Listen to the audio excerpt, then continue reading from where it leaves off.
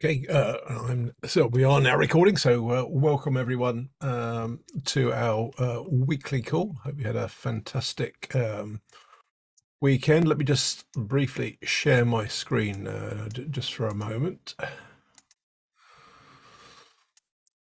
Just as a heads up on our agenda for the call today, the main focus for the call will be joined or have been joined by Pat Barnes, who is part of the team at Vercara, previously Neustar, renamed I think the start of this month, Pat, to talk about the UltraDDR protective DNS service, which we came up on the call in one of the news items a few weeks ago, and there was some interest in hearing more about it. So Pat has kindly agreed to join us to just share some information on that in a moment, and we'll hopefully have a discussion about it once he's sort of just stepped through an introduction.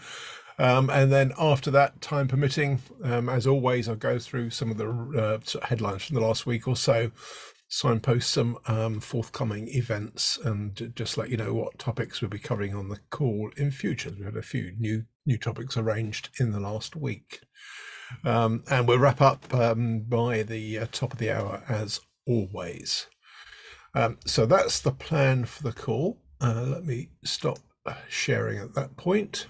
And say, welcome, Pat, to the call, which we'll keep pretty informal, as you can hopefully tell. You're able to share your screen should you wish to, and basically, as I think we discussed via email, if you want to sort of talk a bit about the UltraDDR service that was announced probably a month or so ago now, maybe slightly more than that actually. I think it was before the OARC meeting in Atlanta. To talk a bit about that, and then we'll see what questions that prompts, and sort of take the conversation from there. So thanks for joining, and over to you. Yeah, thank you. Thanks, Andrew. I have a bunch of slides I could show, but these types of slides oftentimes at vendors like ourselves tend to be on the pitchy side. So what I'm going to do is mostly speak to it. And then when there's an interesting slide or something that will aid the conversation, I'll definitely bring that up and share it. So first things first, we did change our name. We're now Vercara. We used to be called Neustar Security Services. And before that, we were part of a company called Neustar. Neustar was a public company. They were bought by private equity. And about 2 years ago, they sold off a great deal at the reputation side of the business, which is about 3/4 of the size of Neustar, to TransUnion. So anything that was around reputation or credit rating, anything like that, went to TransUnion as part of that deal. They then took the rest of the company, which is infrastructure and security oriented, and stood up a new company called Neustar Security Services. Now, when we did that, we had a limited amount of time that we could use that Neustar name. Plus, we wanted a clean break. It was funny. We would still get calls about things that kind of went with the old company, and there was a lot of confusion about what stayed with the new company. So, because of that, and because we had a limited availability, a limited time to be able to use the Neustar name anyhow, we rebranded, and as of last week, we're now Vercara. So that's why from now on I'll say Vercara. But if you do remember some of the history, it's actually Neustar Security Services, and most specifically, you probably know us from our most famous product in Neustar Security Services, which is UltraDNS. So I am a product leader at Vercara, and I'm responsible for our UltraDDoS Protect service. So this is a cloud-based DDoS protection service. UltraDNS, that's authoritative Anycast DNS. I should say global authoritative Anycast DNS. And now something called UltraDDR. And UltraDDR falls into the protective DNS category of products, or the DNS firewall category of products. And we kind of coined a new term here, we think, with the name. DDR stands for DNS Detection and Response, sort of a play on the whole endpoint detection and response. And we like that name because it has many of the detection and mitigation capabilities of protective DNS services or DNS firewall services, but it has a very rich experience for you able to do the response part, which includes being able to do research, investigative activities, going to look and correlate information. It has a very so how is this particular protective DNS solution different? So many protective DNS solutions work by having pre-curated lists of categories that customers may or may not want to be blocked. Obviously, some categories everyone should absolutely block, like malware, ransomware, etc. Other categories might be more of an acceptable use policy thing for a particular enterprise. Like maybe they don't want their employees being able to use gambling sites when they're in the office, or gambling sites on their devices that are supplied by the company. So we support both of those use cases. But when it comes to protective DNS, we have something where, because of something that we call an adversary infrastructure data lake. Nope, I'm not sharing slides yet, but I think this is a good idea to be able to share a slide on one particular topic.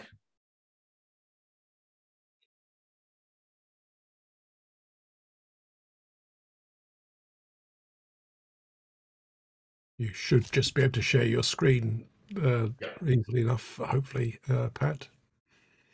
Thank you. All right, so I just had to kind of start the.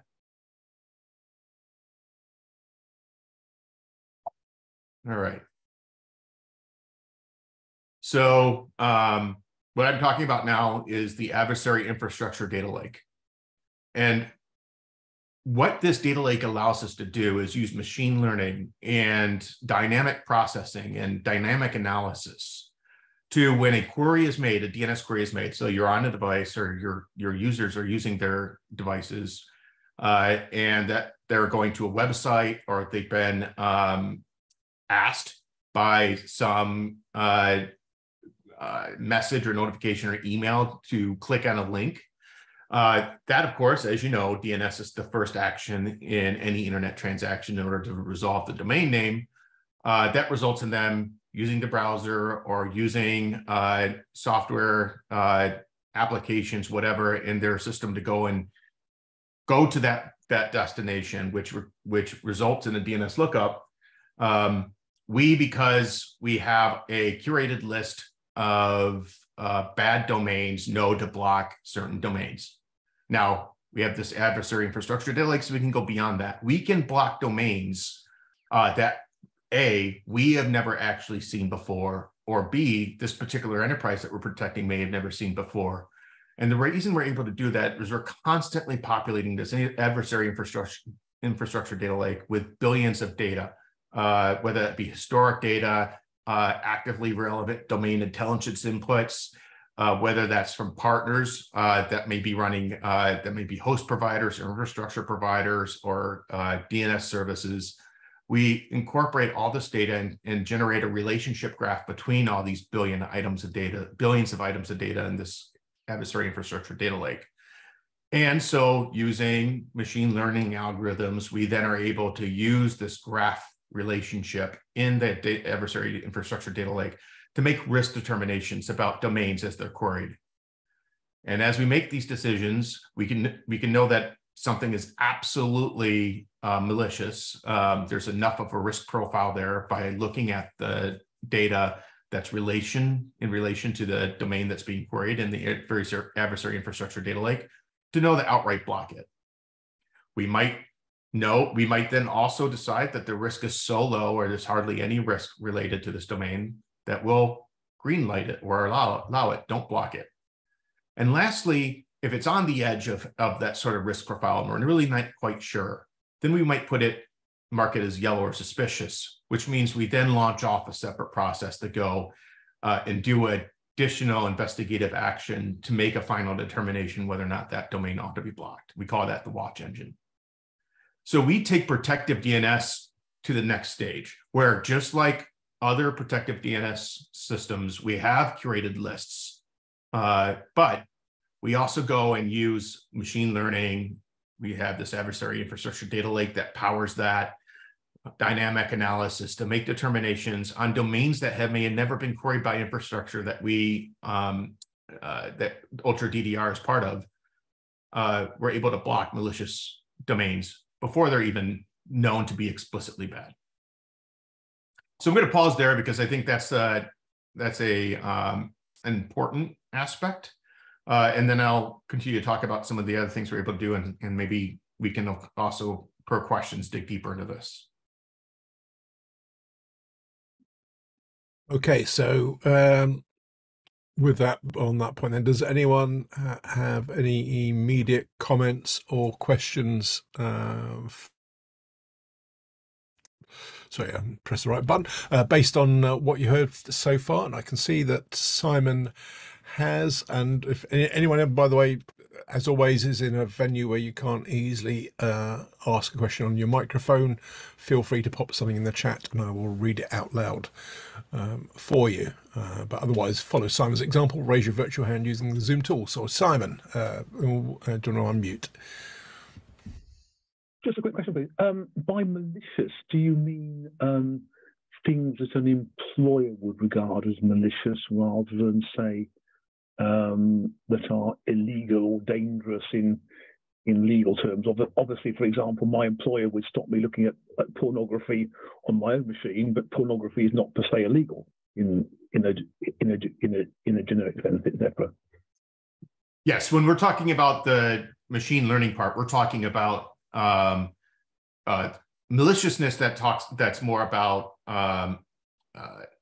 attacker adversaries. So malware, ransomware, spammers, that sort of thing. When it comes to things like pornography or gambling sites, that's more acceptable use policy stuff. And those are curated domains, curated lists that you can block, turn on for blocking or not block as sort of categories for internet standards that you may have at your company. But we don't use the machine learning for those types of things like adult or pornography. Machine learning is more specifically towards the malicious activities that are meant to like steal data, exfiltrate data, continue to infect an enterprise or a landscape with additional malware, ransomware, et cetera. Does that help? Thank you. Thanks, yeah. And I can see why you've been talking in the chat. James has posted a question. Do you obtain the malware from the same customer, the malware details, I think, not the actual, literally the malware, from the same customers who are using the DNS, or is it from ancillary sources? So what threat feeds are you using? I think is the gist of that, Pat. Yes. So we have several hundred third-party relationships, some of which are commercial, where we're paying for threat feeds. Others are sort of open source intelligence things that we subscribe to. And then lastly, we do have some I suppose there are also commercial agreements, even though we don't necessarily pay for them, with other providers of infrastructure and other things that are able to share exhaust data with us. So it doesn't necessarily call out any of their private details on their infrastructure, but we can see things like what types of infrastructure is being created, and especially when that type of infrastructure has hallmarks of it being created for malicious purposes, that's something that we want to ingest in and start getting details of that in the relationship graph, so that we can start seeing patterns of what type of infrastructure that adversaries build in advance in any sort of attack that they want to conduct. And I think that's another aspect that I want to call out, is when you have a pre-curated list of malicious domains, let's say malware domains, somebody already was a victim of that particular attacker who stood up that domain, who stood up the infrastructure that that domain leads to.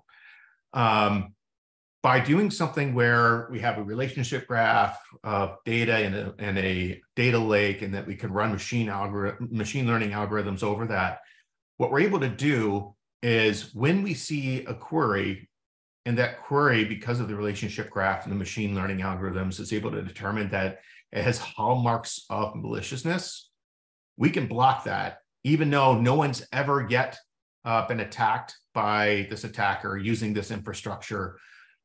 We can block that before it's even able to have an impact. And sometimes attackers pre-stage infrastructure many months, even a year or more, or repurpose existing infrastructure for maliciousness, because lots of systems block domains that are younger than 60 days. So they have to age out their domains. They have to age their infrastructure. They have to make it seem legitimate. But because of the very sophisticated relationship that we have between who's standing up infrastructure, why they're standing up, what hallmarks does malicious infrastructure or adversary infrastructure take on, what are similarities, what are they usually lacking? By having this detail, we're able to make an intelligent decision that something is too risky to allow any of the users using any of this company's users to go and browse or otherwise query. Brilliant.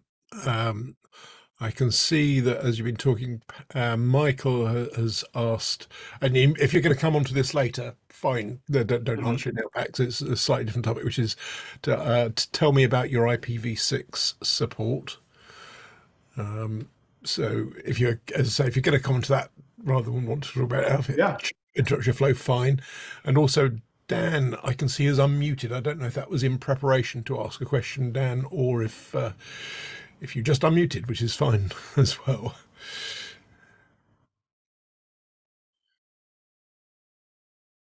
No, I'll just stay unmuted. I may have something interesting to ask. We'll see. Okay. So regarding the IPv6 question, we do support IPv6. When it comes to newer, sometimes controversial DNS technologies, we do support DNS over HTTPS and DNS over TLS. We also have, and actually, I'll get to that back. I want to get to that second. So our entire system is API forward or API first. This is also a great solution to be able to integrate with your existing security investments, including SIMs, endpoint solutions, firewalls. But lastly, this is why I came here, is I want to mention that we also have, for those devices that are not part on premises, so employees that work from home, employees that are working from coffee shops, devices that aren't on your premises, what have you, we have agent software that enforces UltraDDR policy. And we have that for Windows, Mac OS, iOS, Android. And that is also then the reason why we support DNS over HTTPS, because that those agents enforce DNS going over DNS over HTTPS to our DNS resolvers. The UltraDDR DNS resolvers is where the actual policy for DNS is enforced. So in other words, if we're going to block something, we block it by where the recursive DNS service for the enterprise.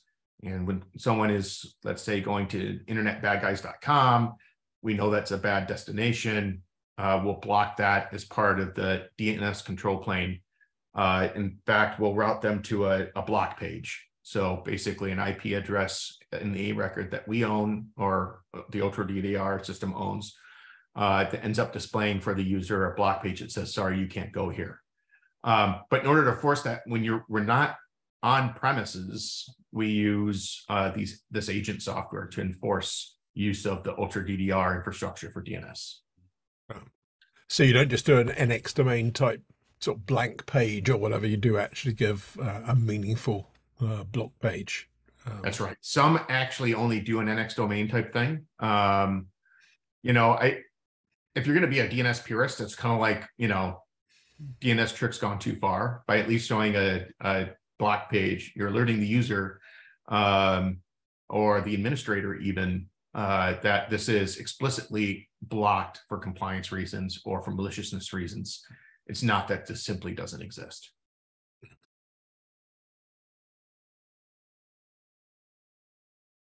Right.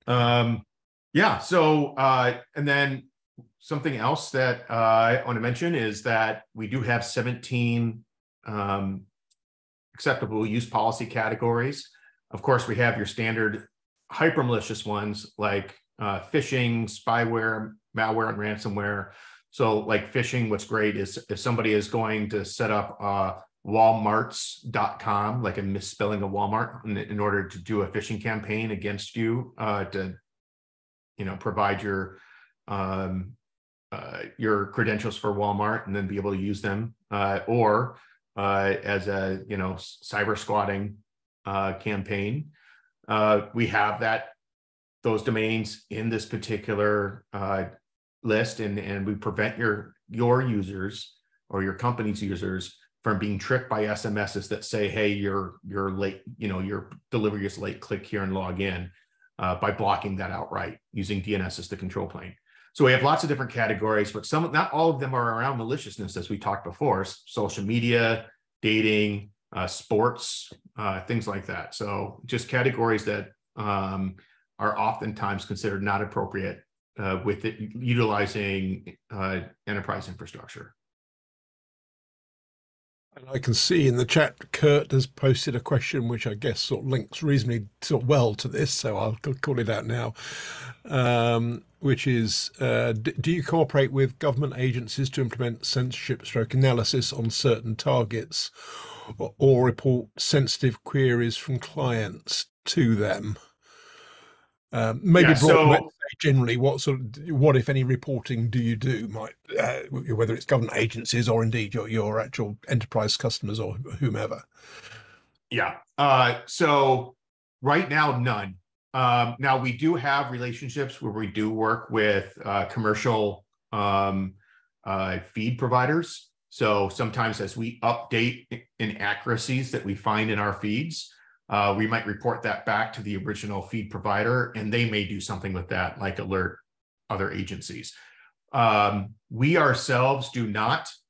We used to have a threat feeds business that we decided we no longer wanted to be in that business, especially after the split between those parts of the company that went with TransUnion and our new spin out, which is now Vercara.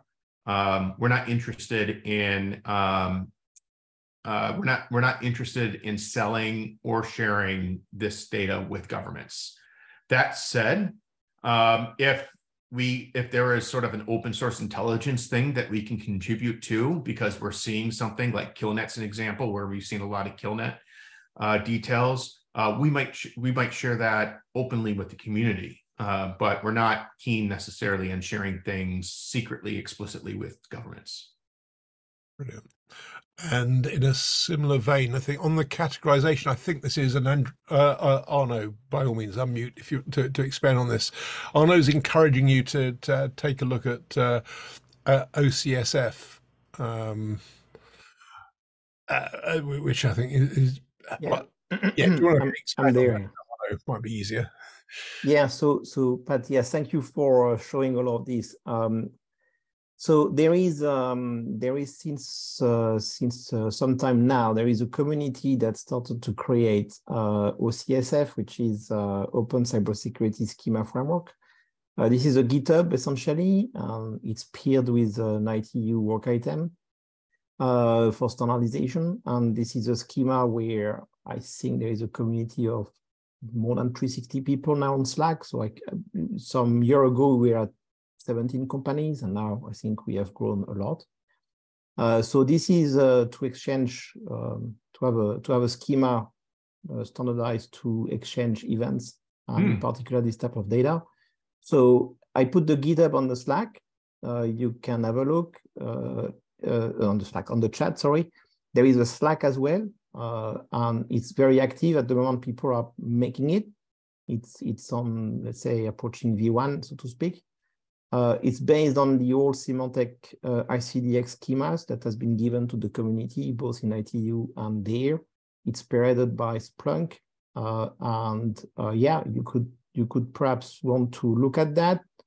I think if we could all speak the same language here, if you are a DDR, like an EDR, like an NDR, like an EDR, it would be good that we share the same thing. And when you say this is a URL or this is a domain name or this is whatever, we are sure we all speak about the same thing.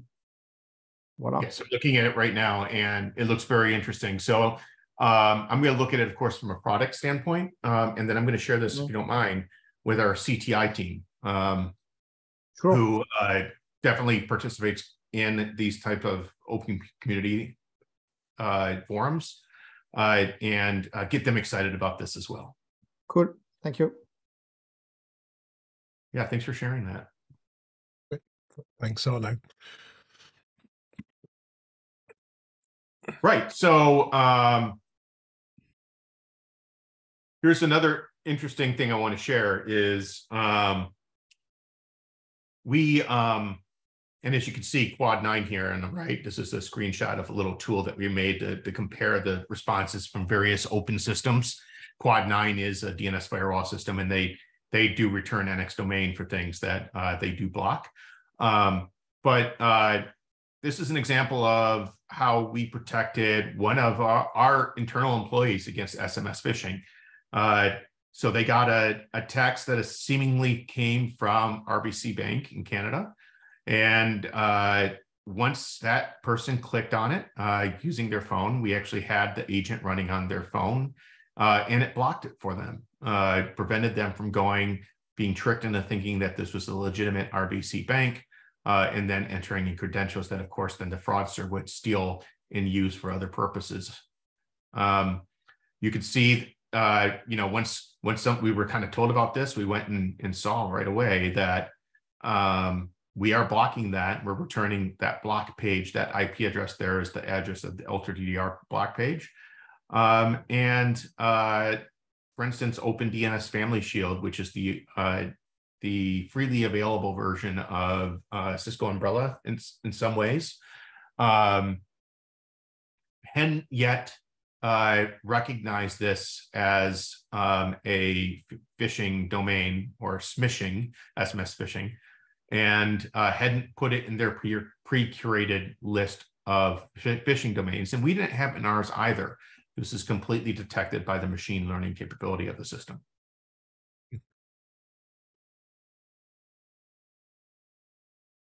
Right. So in all, these are our 4 major use cases. Protective DNS, so all the things I talked about with being able to block malware, ransomware, phishing, spammers, that sort of thing, both through lists that are peer-created, but most importantly, through our machine learning capabilities. Acceptable use policy compliance, so maybe you have policies at your company that people can't gamble while at work, so you want to block gambling sites. That's a common use case. We're API first, so everything that we do is available through API, which makes it a great opportunity and option for augmenting your existing security investments with additional DNS detail. And then lastly, this is a secure and reliable recursive DNS service. So for those companies that want a cloud-based recursive DNS service, this is highly reliable, global anycast service that can be counted on. So that's the 4 use cases. I'll kind of leave it at that and open to any final questions. And thank you, everyone, for your time today. Fantastic. Thanks, Pat. And I can see Ralph has jumped in immediately with a question. So, Ralph, over to you. I actually have a couple of questions. The first one is, you said you would redirect to a blog page. What kind, given that the internet goes more and more HTTPS, what kind of percentage you see there where you actually can present a blog page and the customer is not using HTTPS? Yeah, great question. So we do have a root certificate authority, so that basically, since you're since you're using our recursive DNS as your recursive DNS for your enterprise, then you can use your MDM tools or other, enterprise policy tools to go and deploy a root certificate for UltraDDR to all the endpoints, so that when they go to the block page with HTTPS, they don't get a browser warning. Okay, so you pretty much, but it requires the certificate to be installed on the device that kind of does the request. It does. The good news is you don't have to do that if you don't want to, use the UltraDDR root certificate authority for that. Because what we do is we generate a temporary certificate on the fly when somebody's going to badguys.xyz, right? And then in that case, they just get browser warnings, or you cannot use the block page at all. Okay, so the second question is, I sort of already have forgotten what DDR stands for in your world. Unfortunately, also DDR, or fortunately, I don't know, stands for Discovery of Designated Resolvers, which is kind of like a soon-to-be IETF standard, how to upgrade your resolver to encrypted DNS. And I was wondering, do you support that? We don't, but Ralph, do you think you could send me a link to the IETF proposal? Oh, sure, no problem, can do that. Yeah, thanks, I appreciate that. It's pat.barnes@vercara.com. Thanks, man. Will do. Yeah, and it also stands for Dance Dance Revolution, which we get a lot. So okay. Thanks. Thanks, Ralph.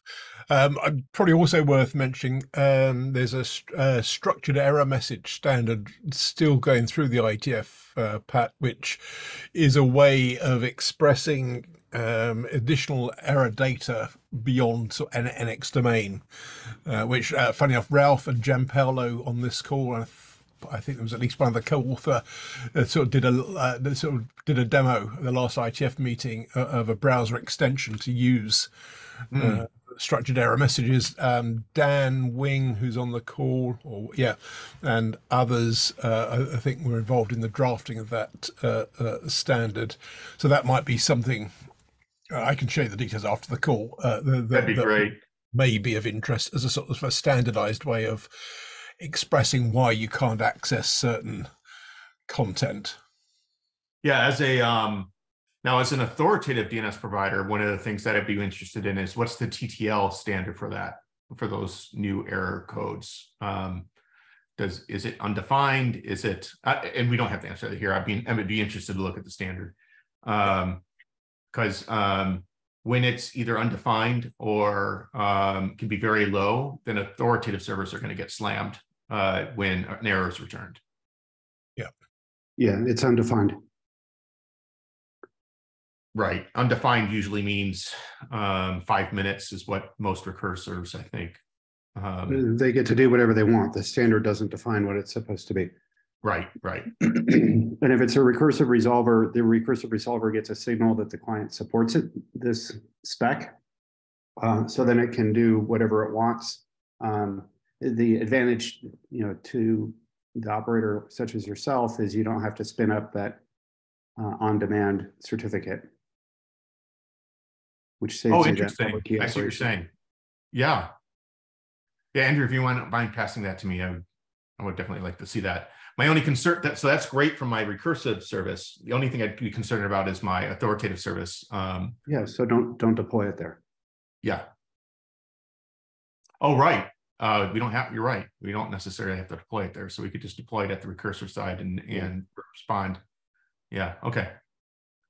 Although I would encourage you to maybe think about, standardizing some time to live for those error codes.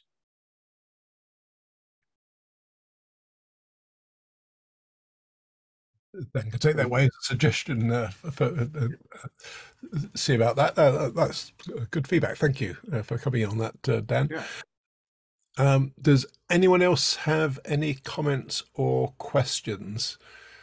Other than I can see Michael Richardson as a customer of RBC, I guess would benefit from that particular example that you showed. which is good, Yeah. good to know. But anyone else with any comments or questions, want to jump in now if you do.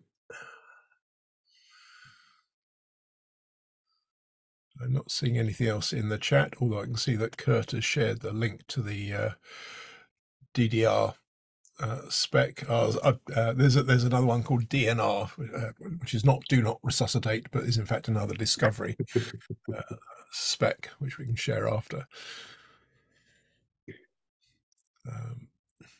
Okay, well, I think that was a good overview then. So thank you, Pat, for sort of sharing that, and I hope people that asked for sort of further detail on UltraDDR and are now well informed about it, which is good to know, and also know that Neustar has a new name. So as an added bonus. Sorry, Dan, did you want to come in with? Oh no, I think you're expressing your thanks with a reactive thing. Thank you for that, or Kurt. Okay, so Pat, seriously, thank you for that. That's much appreciated. We can share some stuff afterwards as well. If you've got any slides that you want to share with this group, by all means, drop them to me, and I'll share the link to the recording, so people can then look through the more sort of the greater detail, the stuff you skipped over and summarized helpfully for us. If you wish, that's fine. If not a problem.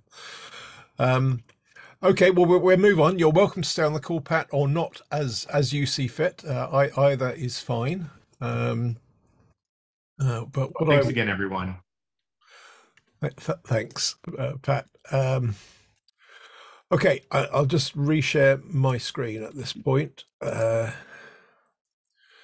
you should be able to see that, and just as per normal, just quickly give you a quick heads up on a few things from the news, which you would have seen in the weekly email from earlier this afternoon. As always, I won't go through all of these, but just sort of point to a few things. So firstly, Open Exchange have announced a new version of DNS Dist, which supports encrypted DNS on CPE, particularly on routers or routers for my North American friends, with currently support for DOT and DO. I don't know whether they have plans to add further encrypted DNS support in due course. So you can do things, as it says on the slide, like filtering, scripting, etc., but still have the communication back to the resolver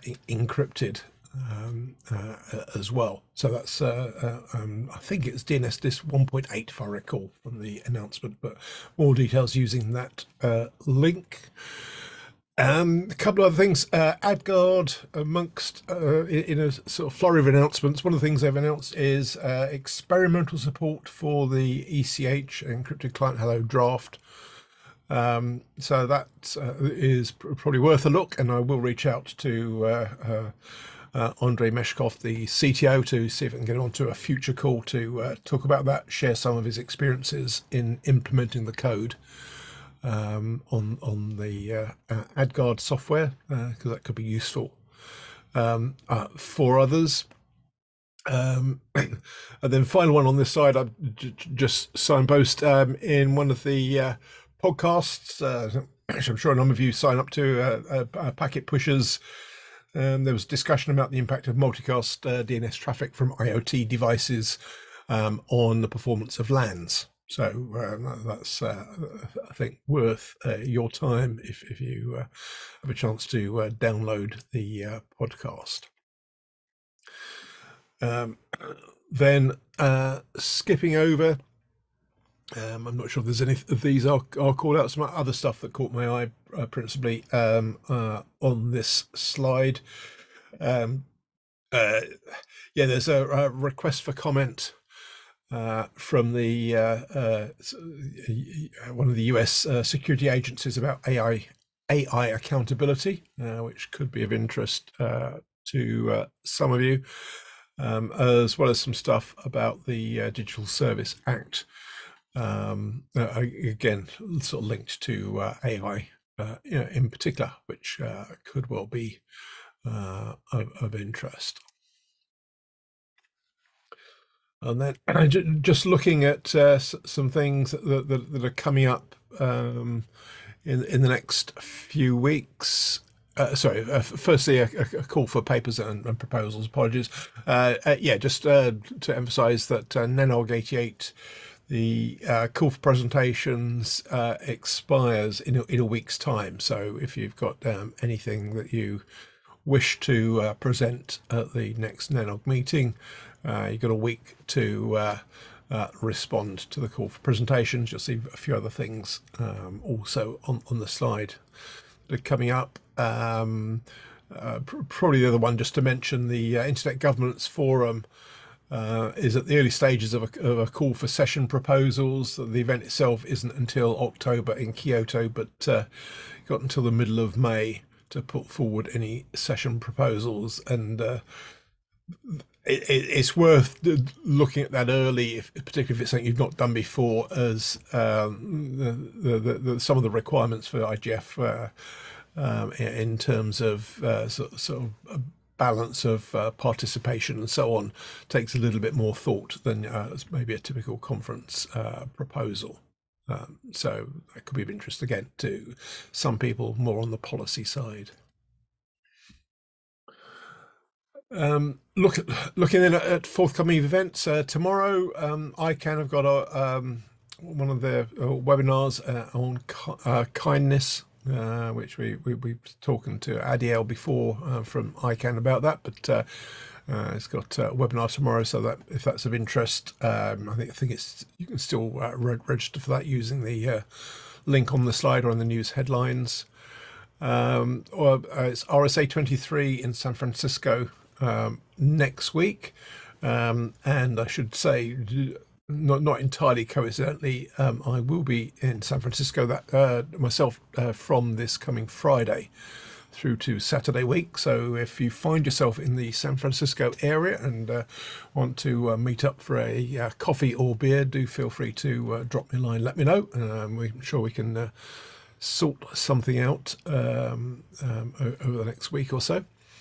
Middle of next week, got the European Commission's high-level group on internet governance. The agenda's now available. I'll share that with these slides if that's of interest for people.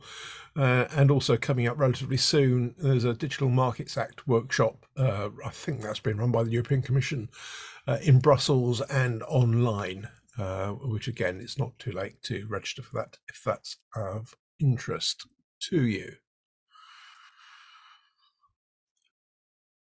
And then finally, from me, in terms of future calls, next week, two of the team from the DNS Research Federation will be coming on the call to talk about the newly established Internet Standards Observatory. So you can learn more about that. A reminder that the following Monday, 1st of May, we won't have a call as a public holiday in much of Europe. So do bear that in mind. But then we'll be back on our normal schedule from the 8th of May. Just waiting to finalize some of these, but the plan at the moment is we'll talk about DNS Crypt, the other encrypted DNS, not yet a standard, although that's part of the presentation is how to standardize it as well as extend it somewhat. So more about that should be on the 8th of May. And then a topic which was in the news headlines that I shared last week about demands for mandatory DNS filtering. We're going to have a mini panel discussion on that. The participants so far are Vittorio Bertola from Open Exchange, who many of us will know well, as well as Paul Vixie, who again many of us will know well. So Vittorio and Paul will be taking part. I've reached out to John Todd to see if he or one of the Quad 9 team wants to also be involved in that, and if anyone else has a particular perspective and would like to be part of that sort of mini panel, drop me a line separately, and we can coordinate on that. And then towards the end of May, one of the team from Echo will be talking about their top DNS project, which we've mentioned previously. So I think Lars or one of the team anyway will come on and sort of discuss that some more. So that's what we got lined up so far, which takes us through almost to the end of next month, which is quite scary. If there are any other topics anyone wants to cover beyond those, feel free to drop me a line and let me know. And as we did with the discussion today, more than happy to add other things on as appropriate. But those are the things currently planned over the next few weeks, at least. Right, I will stop talking for a bit at that point, and also stop sharing my screen because it's a bit bland just staring at that, and see what else is on people's minds. Anything else people want to highlight? Any other news that you've picked up on, or any of those things I've just mentioned very rapidly you want to touch on, or anything else? Starting with Glenn, who was very quick to get his hand up. Glenn, over to you. Hey everybody. So I'm looking, there used to be a list that somebody was maintaining of all of the ISPs that had stood up encrypted DOS servers, resolvers, sorry. And is that list still maintained someplace? And can anybody point me to it? And thank you for reminding me on that. I completely forgot to mention that, Glenn. So yeah, does anyone have anything on that? I've got it documented somewhere because I keep an eye on it for updating a DOH RPZ feed. So I'll try and dig that out. Fantastic, Rob. If you wouldn't mind, because yeah, I know there was something. Was it on GitHub, I think, or somewhere? There's actually a couple. I have them squirreled away because yeah, I keep a list of all the DOH servers. So I can block them. Yes. Yeah, there was a couple of good ones early on, but they seem to have, as it sort of stabilized, they dropped off being updated. So if there's a current one, that'd be really awesome. Yeah, I'll have a double check, but yeah, some of them seem to have fallen sort of a bit behind. Yeah. I'll come to Arno in a second to talk about ECH, one of the topics close to our sort of collective hearts. But firstly, Ralph, did you want to? Yeah, I mean, to that list problem, I mean, there also is the Chrome provider auto upgrade list that kind of like is in the Chrome code that pretty much has most of them in it, even if they are not kind of ready for upgrade, because they have flags, false, and true, and what have you. So that's where I often look. Ah, good point. I've forgotten about that. Yeah.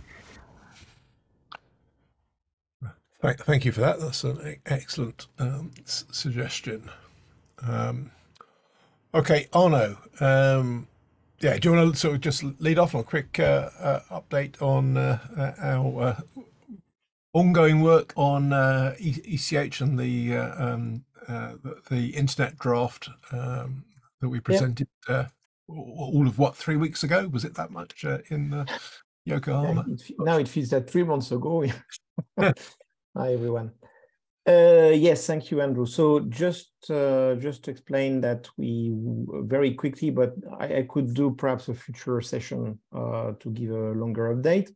But we presented the version 5 of our internet draft to the community. We had 2 opportunities to explain that. One was in the side meeting and one was in the OPSEC meeting. So we got some remarks. We didn't get, frankly, a lot of opposition per se. So we still got Aker and Daniel Kate Gilmore. The 2 main questions or critics so far were that why is it that we spend so much time on the internet draft on enterprise business when ECH is mostly optional? And the second one was about why is it in the first place we use SNI, which is unreliable. So we could deconstruct both critiques pretty rapidly, in fact, but we realize it requires quite a lot of documentation that is not there, so that's good. It was an important feedback that helps us to concentrate and give some more information. We then had plenty of other things around these two meetings. I think the biggest frustration was that we could not vote for the adoption of this internet draft in OPSEC. So I still don't know what's the procedure by email to do that, if Jen should start it or if we should start it, but we will discuss that in our ad hoc call on Thursday. That's okay. I think if we would have voted it in AETF, we would have won it by large. But anyway, we continue the work regardless. The other good news is that we could restart for a change 3 months in advance and not 3 weeks in advance of the next IETF. So that's an improvement on my side where I can finally be a bit more proactive. And yeah, so the rest, there are plenty of details. We are right now maturing our GitHub capacities to really work in the right way in AETF. This week, we are going to clean a lot of the issues in GitHub to make sure we work on the right list. Yeah, and the team is growing. And probably on Thursday, we are going to finally open the GitHub for public. And that's where we are in a nutshell.